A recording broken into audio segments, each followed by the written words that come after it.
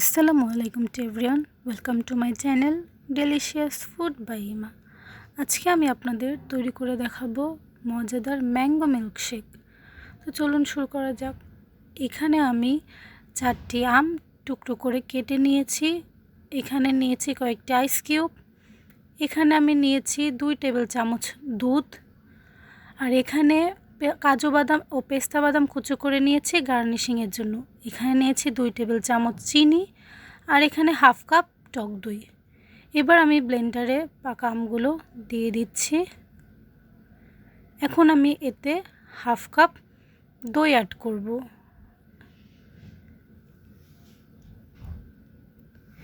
এবার আমি 2 টেবিল চামচ দুধ দিচ্ছি। দুধের পরিমাণটি আপনারা চাইলে কম বা বেশি দিতে পারেন। এখন আমি এখানে দিয়ে দিচ্ছি 2 টেবিল চামচ চিনি। চিনি আমি কম ব্যবহার করছি কারণ আমগুলো মিষ্টি, তাই এখানে আমি আইস কিউব দিয়ে দিচ্ছি। এবার আমি এটার মিক্সচার তৈরি করার জন্য ব্লেন্ড করে নিচ্ছি।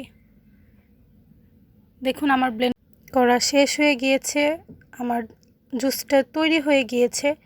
এবার আমি 2টি গ্লাস নিয়ে নিচ্ছি এবং গ্লাসে জুসগুলোকে ঢেলে নিচ্ছি। এবার আমি কয়েকটি আইস কিউব দিয়ে দিচ্ছি এবং গার্নিশিংয়ের জন্য করে রাখা বাদাম, পেস্তা বাদাম ও কাজু বাদাম কুচিগুলো উপর দিয়ে দিচ্ছি।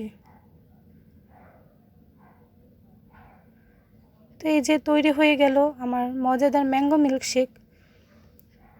খুবই মজাদার মৌসুমি একটি মিল্কশেক। আপনারা চাইলে বাসায় ট্রাই করতে পারেন। আমার ভিডিও যদি আপনাদের ভালো লেগে থাকে তাহলে অবশ্যই আমার চ্যানেলটি সাবস্ক্রাইব করে দিবেন এবং লাইক দিয়ে পাশে থাকবেন। Thank you for watching. আল্লাহ হাফেজ।